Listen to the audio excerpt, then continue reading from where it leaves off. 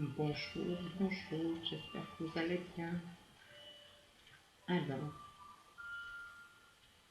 j'ai fait le mauvais choix.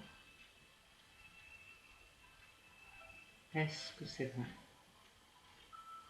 En réalité, tous nos choix sont les bons au moment où nous les prenons en fonction de ce que nous sommes au moment où nous faisons ces choix. Nous avons tous raison et tort en même temps. Tout est faux et vrai en même temps. Inutile de se battre pour avoir raison. Vous ne pouvez jamais vous tromper, car vouloir à tout prix avoir raison sous-entend que votre point de vue est mieux que celui des autres. C'est votre point de vue en fonction de qui vous êtes, en fonction de vos convictions, en fonction de ce que vous avez vécu, de ce que vous avez reçu comme éducation, de votre entourage, de votre société. Donc, vous avez sûrement raison, et vous avez aussi sûrement tort. Il y a 7 ou 8 milliards d'âmes qui vivent sur Terre. Donc il y a 7 ou 8 milliards de points de vue. Ils ne peuvent pas tous avoir raison ou tous avoir tort. Ils ont tous raison et tous tort en même temps. C'est un peu l'essence même de la vie. C'est ce jeu dans lequel nous vivons, le jeu de la vie. Nous sommes là pour expérimenter les choses, pour avoir raison et avoir tort en même temps. Ce serait tellement ennuyeux que nous puissions toujours avoir raison. Non. Ce serait tellement ennuyeux de vivre toujours la même chose. Vous me l'accordez? Donc, il ne s'agit pas à tout prix d'essayer d'imposer ces points de vue. Ça ne sert absolument à rien. Il s'agit juste de reconnaître que nous pouvons tous avoir raison et avoir tort en même temps. Ce n'est pas tant ce que nous vivons qui pose problème, c'est comment nous le vivons.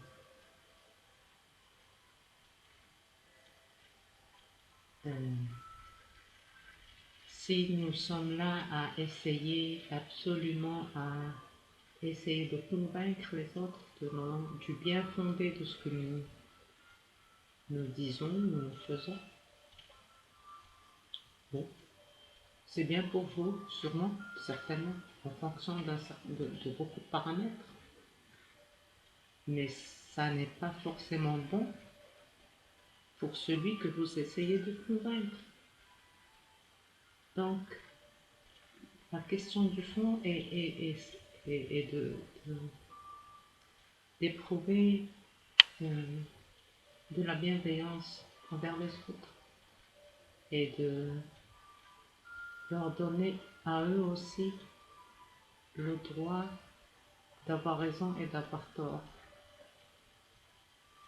C'est reconnaître que nous sommes ici pour vivre une expérience extraordinaire,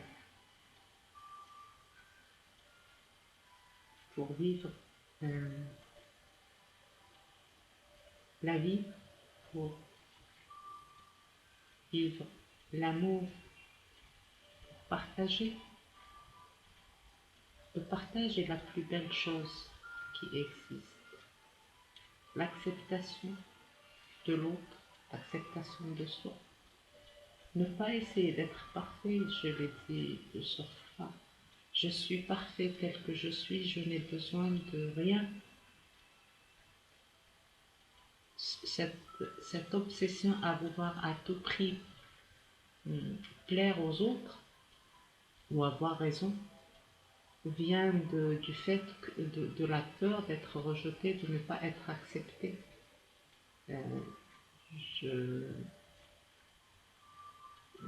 Je peux comprendre qu'il y ait des blessures qui ne sont pas guéries, des blessures inconscientes qui font que nous voulons à tout prix imposer notre point de vue aux autres ou avoir raison. Ces blessures, il suffit de les guérir. Il y a des gens spécialisés dans ça. Il n'y a aucun mal à reconnaître que nous avons une blessure à guérir.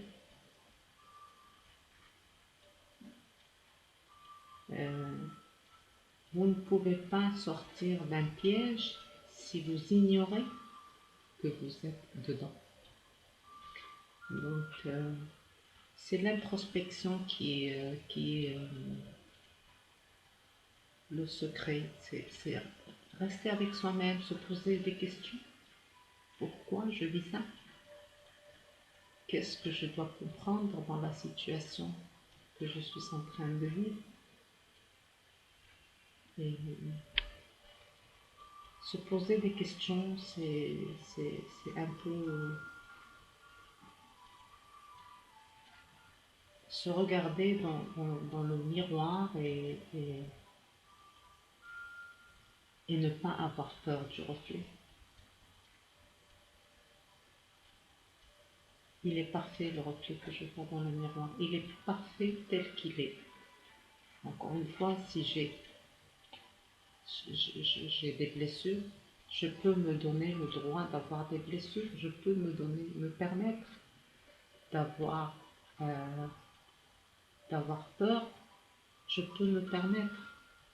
Mais au-delà de ça, il y a un message à décoder. Et si je continue toujours à regarder derrière moi ce que j'ai vécu, je regarde dans la mauvaise direction parce que ce que j'ai vécu s'est passé. Je ne peux en avoir que le ressenti. Il n'y a que l'éternel présent qui compte.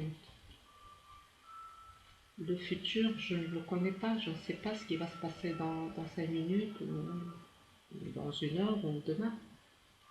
Je ne possède que ce que je suis en train de vivre maintenant.